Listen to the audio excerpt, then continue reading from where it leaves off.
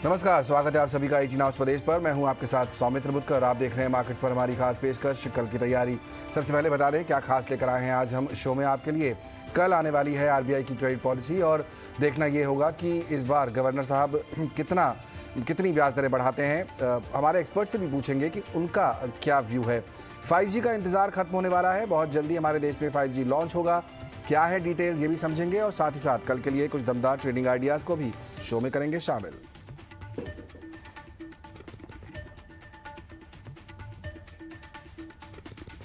बाजार आज लगातार 7वें कारोबारी दिन गिरावट के साथ बंद हुए हैं। बाजार में हमने देखा कि वीकली एक्सपायरी थी आज और दिन भर उतार चढ़ाव देखने को मिला। निफ्टी 41 और सेंसेक्स 188 अंक गिरकर बंद हुए। बैंक निफ्टी 112 अंक गिरकर बंद हुआ 37,648 पर। दिन भर बाजार में किस तरह की हलचल रही, अब बताने के लिए मेरे साथ जुड़ रहे हैं मेरे सहयोगी डिम्पी कालरा। ग्लोबल मार्केट्स की वजह से आज मार्केट ने गैप अप किया और ग्लोबल मार्केट्स की वजह से मार्केट ने अपने सारे गेन आज खो दिए। आज बाजार जो है 16,800 के ऊपर तो बंद हुआ, लेकिन ये सेकंड डे है जब मार्केट अपने 200 दिन की एवरेज के नीचे और 16,800 के ऊपर आके क्लोज कर रहा है।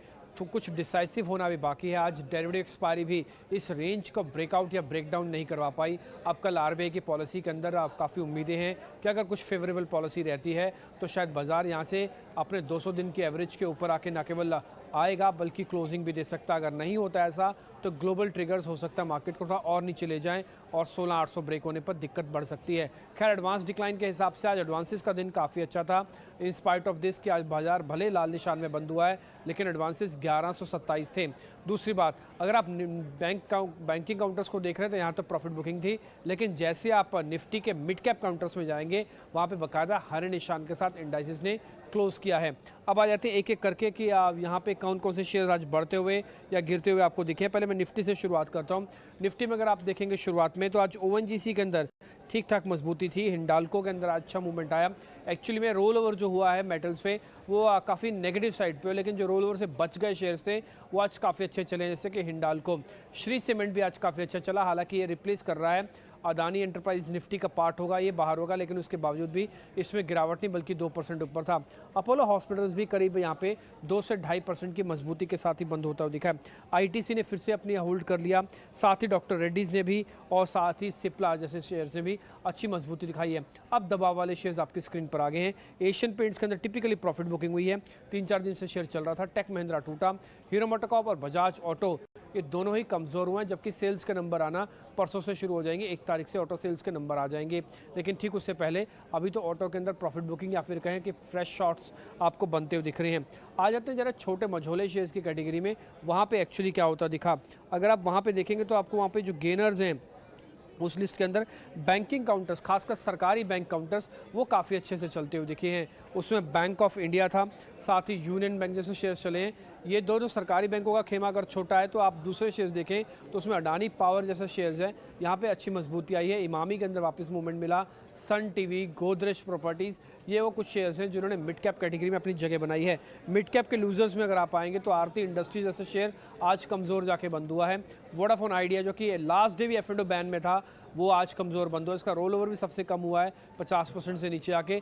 जी एंटरटेनमेंट की सुनवाई कोर्ट के अंदर होगी CCI के मामले को लेकर, तो यहाँ पे 2-2.25% की गिरावट यहाँ पे होती हुई दिखी है। डॉक्टर लाल पैथ लैब भी आज लाल निशान में यानी कि प्रॉफिट बुकिंग के साथ ही बंद हुआ है।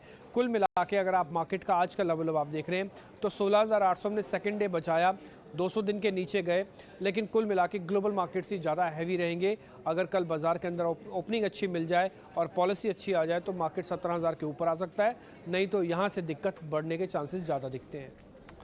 ओके, तो यहाँ से दिक्कत बढ़ने के चांसेस ज़्यादा दिख रहे हैं। मेरे साथ 2 खास मेहमान जुड़ गए हैं, देवांग शाह और अविनाश गोरक्षकर। उनसे भी समझते हैं कि उनका व्यू क्या बन रहा है इस समय बाजार पर। आप दोनों का बहुत बहुत स्वागत। देवांग, क्या व्यू बन रहा है? काफ़ी ज़्यादा हमने देखा वॉलेटिलिटी आज के दिन थी और उसके बाद फिर एक बार 7वें दिन हम नेगेटिव टेरिटरी में बंद हुए हैं। क्या व्यू बन रहा है इस समय निफ्टी पर आपका? ओवरऑल की बात करें तो प्रीवियस हमने कुछ दिनों से काफी वॉलेटाइल सेशन देखा है। अभी ओवरऑल बात करें तो हम अभी एक ओवर सोल्ड जोन में निफ्टी, तो यहाँ से अग्रेसिव सेलिंग के लिए अवॉइड करना चाहिए। जहां तक लेवल्स की बात करें, आज हमने निफ्टी में देखा 16,800 के लेवल्स भी एक ब्रेक करके वापस ऊपर की तरफ क्लोजिंग दिया है। तो यहाँ लेवल्स की जहां तक बात करें 16,700 का सपोर्ट है निफ्टी के लिए, और रेजिस्टेंस की जहां तक बात करें 17,050 के अराउंड रेजिस्टेंस है। तो यहाँ पे स्टॉक स्पेसिफिक अप्रोच की सलाह रखने की सलाह रहेगी। मार्केट में। ओके तो अभी वॉलेटिलिटी बनी रहेगी, स्टॉक स्पेसिफिक रहेंगे तो ही बेहतर रहेगा। कल एक बड़ा इवेंट है, पहले उसका आपको अपडेट देते हैं, फिर अविनाश से पूछते हैं कि उनका व्यू क्या है। हमने देखा कि रुपए में लगातार जो गिरावट चल रही है उसके बाद अब सभी की निगाहें आरबीआई पर बन गई हैं।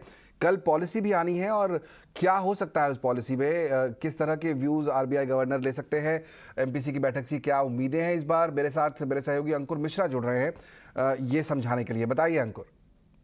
जी हाँ, कई उम्मीदें हैं आरबीआई से इस बार की मॉनेटरी पॉलिसी कमेटी क्या निर्णय लेता है, लेकिन इससे पहले एमपीसी कुछ डिसाइड करे, हमने एक पोल किया है ये जानने के लिए कि आखिर क्या रहेगा इस बार आरबीआई की पॉलिसी में।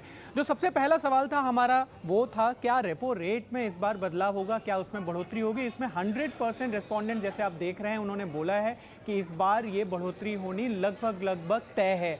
इसके अलावा हमने ये भी समझने की कोशिश की कि आखिर ये बैठक में क्या निकल के आएगा, किस तरीके की उम्मीद लगानी चाहिए। तो यहाँ पर जो एक्सपेक्टेशन है वो यही है कि करीब आधा % यानी कि 0.5% का जो रेपो रेट है उसमें बढ़ोतरी की सभी रिस्पोंडेंट्स उम्मीद कर रहे हैं। साथ ही साथ अगर हम पिछली बार के बढ़ोतरी की बात करें तो और ये मिला के इस बार जो रेपो रेट है वो करीब 5.9% तक पहुँच सकता है। जो एक बड़ा सवाल हमेशा से ये रहा है आरबीआई के, खासकर पिछले 1 से 1.5 साल में, कि उसका जो रुख है वो मार्केट कई बार समझ नहीं पा रहा है। तो उम्मीद इस बार ये भी लगाई जा रही है कि जो विड्रॉल ऑफ एकोमोडेशन है उससे शायद न्यूट्रल पे स्टांस शिफ्ट हो सकता है, तो वो एक बार देखने वाली बात होगी। साथ ही साथ महंगाई पर इस बार रिजर्व बैंक ऑफ इंडिया की क्या कमेंट्री रहती है वो देखना होगा, क्योंकि जो लास्ट महीने के नंबर्स आए थे वो आरबीआई के एक्सपेक्टेशन से थोड़े ज़्यादा थे। 7% पर जो नंबर आए थे वो डेफिनेटली जो 6% का जो टॉलरेंट बैंड है उससे ज़्यादा नंबर इस बार सीपीआई इन्फ्लेशन के रहे। तो देखना क्या ये होगा कि इस बार महंगाई को लेकर क्या वहाँ पर जो फोरकास्ट होता है उसमें फिर से बदलाव होता है या नहीं। साथ ही साथ जो महंगाई के अलावा एक जो फोकस रहता है वो है ग्रोथ, कहाँ पर रिजर्व बैंक ऑफ इंडिया देखता है, क्योंकि पिछली बार जो ग्रोथ के एस्टिमेट थे उसको अनचेंज रखा गया था। देखना ही होगा कि क्या इस बार टिंकरिंग होगी, क्योंकि अगेन जो फिगर्स आए थे वो जो आरबीआई के एक्सपेक्टेशन से काफ़ी कम थे। साथ ही साथ रुपए और ग्लोबल इकोनॉमी पे बहुत सारा डेवलपमेंट हुआ है पिछली पॉलिसी से इस पॉलिसी को लेके। रुपया लगातार कमज़ोर हुआ है, तो वहाँ पर आरबीआई क्या रुख अपनाता है वो भी देखने वाली बात होगी। और सबसे अहम है बैंकों के लिए लिक्विडिटी। जो सरप्लस लिक्विडिटी की बात हो रही है वो पिछली बार 3 लाख करोड़ के आसपास थी, वो देखना होगा कि कितना एक्चुअली बैलेंस है और लिक्विडिटी को जो मेंटेन करने के लिए आरबीआई किस तरीके के कदम उठाता है।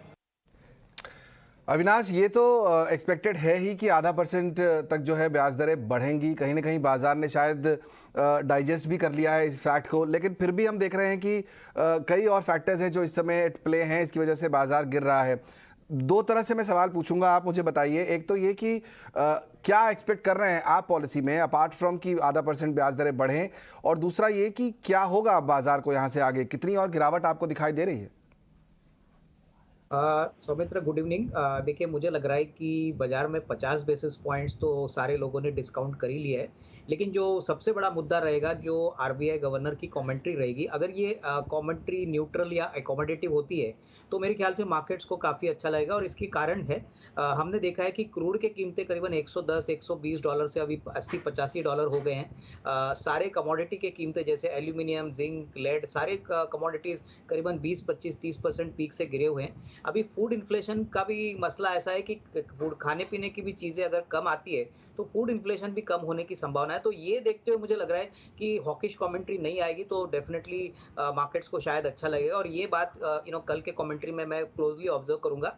दूसरी बात, रुपया को लेके काफ़ी चिंताएं हैं। देखिए, रुपया 81.50 हो चुका है, जो काफ़ी सिग्निफिकेंटली बहुत छोटे समय में डिप्रिशिएट हो गया है। इससे हमारे जो फॉरेन एक्सचेंज रिजर्व है उस पर तो फर्क आया ही है, लेकिन दूसरी बात जो यूरोप का मसला है, इससे हमारे एक्सपोर्ट्स आने वाले क्वार्टर्स में कैसे इम्पैक्ट होंगे, उसके ऊपर गवर्नर साहब की क्या कमेंट्री और ऑब्जर्वेशन है वो बहुत इंपॉर्टेंट रहेगा।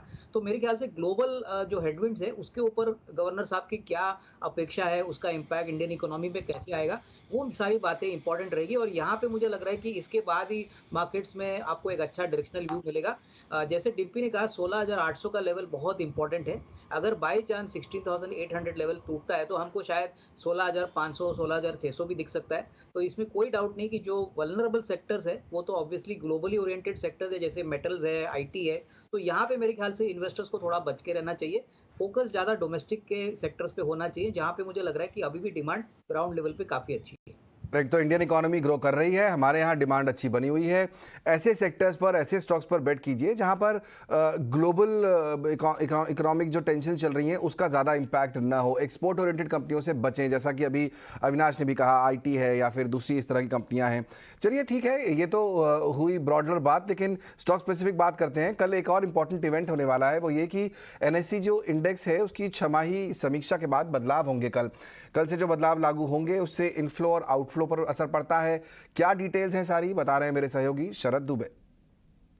जी बिल्कुल, सबसे पहले फोकस में रहेगा एनएससी इंडेक्सेस की जो सेमी एनुअल रिव्यू होने वाली है। अब एडजस्टमेंट डेट जो है आज होने वाला है, जो है 29 सितंबर, और जो चेंजेस इफेक्टिव आने वाले हैं वो 30 सितंबर को आने वाले हैं। याद रखिएगा कि अदानी एंटरप्राइजेज जो है श्री सीमेंट को रिप्लेस करेगा निफ्टी इंडेक्स में, और परसिस्टेंट सिस्टम्स जो है माइंट्री को रिप्लेस करेगा निफ्टी आईटी इंडेक्स में। वेट चेंजेस भी देखने मिलेंगे। निफ्टी बैंक इंडेक्सेस ले लीजिए, निफ्टी सीपीएससी इंडेक्स ले लीजिए और निफ्टी नेक्स्ट 50 इंडेक्स ले लीजिए। लेकिन कौन से स्टॉक्स है जहां पे सबसे ज़्यादा डॉलर मिलियन इन्फ्लोज देखने मिलेगा, उसमें नंबर 1 लिस्ट पे अदानी एंटरप्राइजेज आता है। 189 मिलियन डॉलर्स का इन्फ्लो एक्सपेक्टेड है। ईडलवाइस रिपोर्ट ने जो है ये रिसर्च जारी की है। इसके अलावा BL, Adani Total gas, HAL, power grid, IRCTC और एम्फेसिस जैसे स्टॉक्स में भी लगभग 26 से लेकर 45 मिलियन डॉलर्स का इन्फ्लो एक्सपेक्टेड रहेगा। इसके अलावा संवर्धना, मदरसन, एचडीएफसी बैंक और परसिस्टेंट सिस्टम्स में भी इन्फ्लोज दिखेंगी। अब आउटफ्लोज की बात करते हैं तो सबसे पहले टॉप आउटफ्लो जो है श्री सीमेंट में एक्सपेक्टेड है। लगभग 56 मिलियन डॉलर्स का आउटफ्लो एक्सपेक्टेड रहेगा। माइंट्री, Jubilant FoodWorks, Reliance, SBI, axis bank, Lupin और टीसीएस जैसे स्टॉक्स में भी जो है लगभग 22 से लेके 55 डॉलर्स का जो मिलियन डॉलर्स का आउटफ्लोज है वो रिकॉर्ड किया जाएगा। और आखिर में पीएनबी और इन्फोसिस भी यहाँ पे आउटफ्लोज देखने मिलेंगे। ओके, तो ये है इनफ्लोज और आउटफ्लोज का डिटेल जो शरद बता रहे हैं। अविनाश, ये जब इस तरह के इवेंट होते हैं तो जाहिर तौर पर जैसा बताया अभी शरद ने कि स्टॉक्स में से इनफ्लो और आउटफ्लो चेंजेस होते हैं, तो आपको शॉर्ट टर्म में तो मूवमेंट दिखेगा। क्या लगता है, अडानी एंटरप्राइजेज जैसा एक स्टॉक हुआ या फिर श्री सीमेंट जो कल बाहर हो जाएगा, उसमें किस तरह से अब अप्रोच करना चाहिए निवेशकों को? देखिए सौमित्र, ये जो इंडेक्स चेंजेस होते हैं इसमें एक बात तो क्लियर है कि श्री सीमेंट में आपको थोड़ी बहुत बिकवाली देखने को मिलेगी, क्योंकि काफी ग्लोबल फंड्स है जो इंडेक्स एमएससीआई इंडेक्स के हिसाब से अपना पोर्टफोलियो रिस्ट्रक्चर करते हैं। और ये जो आउटफ्लोज है, स्पेशली अगर श्री सीमेंट की बात करें तो डेफिनेटली स्टॉक में आपको एक हल्की बिकवाली देखने को मिलेगी। वहीं पे अगर अडानी एंटरप्राइजेस की बात करें तो मुझे लग रहा है कि अडानी एंटरप्राइजेस में डेफिनेटली इनफ्लो आएगा। काफी इंडेक्स फंड्स इसको अपने इंडेक्स पोर्टफोलियोज में इंक्लूड करेंगे, तो यहाँ पे एक हल्का डिमांड आपको देखने को मिलेगा। लेकिन मैं समझता हूँ कि ये मोरलेस मार्केट एक्सपेक्ट कर रहा था, ऑलरेडी थोड़ा सा स्टॉक अडानी एंटरप्राइजेस का बढ़ चुका है, तो यहाँ पे इमीडिएटली कोई बड़ा रीरेटिंग नहीं आएगा। लेकिन डेफिनेटली इसमें अच्छी खासी एफआई बाइंग और टिपिकली इंडेक्स फंड्स जो अपना एमएससीआई इंडेक्स के हिसाब से इन्वेस्ट करते हैं वो डेफिनेटली थोड़ी बहुत बाइंग आपको देखने को मिलेगी। तो निवेशकों को इससे कोई बड़ी चेंज अर्निंग्स में या स्टॉक प्राइस में शॉर्ट टर्म में नहीं देखने को मिलेगी। हालांकि लॉन्गर टर्म में मुझे लग रहा है कि इन सारे शेयर्स में एक फोकस जरूर रहेगा, क्योंकि ये सारे इंडेक्स फंड्स टिपिकली बड़े इंस्टीट्यूशनल फंड्स, एचएनआईज या जो ग्लोबली हेज फंड्स होते हैं वो यहाँ पे निवेश करते हैं। तो यहाँ पे ग्रेजुअली रीरेटिंग देखने की पॉसिबिलिटी रहेगी, स्पेशली अडानी एंटरप्राइजेस। तो ये है सिचुएशन, कल के जब बदलाव होंगे उसका क्या इम्पैक्ट पड़ेगा। देवांग, दो स्पेस पर मैं आपसे सवाल पूछूंगा, अगर दोनों में से आप मुझे एक एक पिक दे सकें तो बेटर होगा। बैंक और आईटी, क्योंकि दोनों ही हम देख रहे हैं कि यहाँ पर आईटी में गिरावट दिख रही है जबकि रुपया कमजोर हो रहा है। अपने कुछ वीकनेस देखी थी कुछ बड़े स्टॉक्स में, और उसके बाद बैंक्स भी कमजोर होते दिख रहे हैं। आज तो बैंक इंडेक्स ऊपर के लेवल से 600 पॉइंट तक गिर गया। क्या व्यू बन रहा है इन दोनों सेक्टर्स पर, और अगर इनमें से एक एक स्टॉक पिक करना है तो कौन सा होगा? बैंकिंग इंडेक्स की बात करें, हमने देखा कि काफी अच्छे हायर लेवल्स हमने करेक्शन देखने मिला है। ओवरऑल अभी भी यहाँ पे जिस एक short term moving average 89 EMA के पास में वो एक सपोर्ट ले रहा है, तो यहाँ पे हम कहेंगे कि तो जैसे हमने बात की निफ्टी में, यहाँ पे भी वेट एंड वॉच करना चाहिए, बिकॉज हो सकता है थोड़ा बहुत करेक्शन के बाद यहाँ पे रिवर्सल देखने मिले। जहां तक लेवल्स की बात करें, बैंक निफ्टी के जो लेवल्स है 37,300 के सपोर्ट जोन है। रेजिस्टेंस की जहां तक बात करें 38,000 के रेजिस्टेंस जोन है बैंक निफ्टी के लिए। नाउ स्टॉक स्पेसिफिक बात करें तो यहाँ पे हमें लगता है कि एसबीआई अपने सपोर्ट जोन के पास है। एसबीआई की बात करें तो एसबीआई अपने सपोर्ट जोन के पास है। जो ओवरऑल चार्ट स्ट्रक्चर की मीडियम टर्म चार्ट स्ट्रक्चर की बात करें, अभी भी stock high top high bottom chart structure में ट्रेड कर रहा है, नियर बाय सपोर्ट के से पास है, जहां खरीदने की सलाह रहेगी। स्टॉप लॉस रखना चाहिए 510 का। अपसाइड जो लेवल हमें देखने मिल सकते हैं वो है 535 540 तक से जोन जो हमें देखने मिल सकते हैं एसबीआई में। ओके, तो ये स्ट्रैटेजी इंडाइसिस पर, और अगर आपको बैंक पसंद आ रहे हैं तो एसबीआई दिग्गज बैंक है, उस पर आप फोकस कर सकते हैं। ये अपने सपोर्ट जोन के पास है, वहां पर से एक बाउंस की उम्मीद की जा सकती है। चलिए ये भी जान लेते हैं कि कल का जो ट्रेडिंग सेशन है इंपॉर्टेंट होने वाला है, क्योंकि आरबीआई की पॉलिसी आएगी, लेकिन ट्रेड तो करेंगे हम लोग। तो फिर कौन से स्टॉक्स पर मेरे एक्सपर्ट्स का व्यू बना हुआ है, जानते हैं उनके वीआईपी शेयर्स।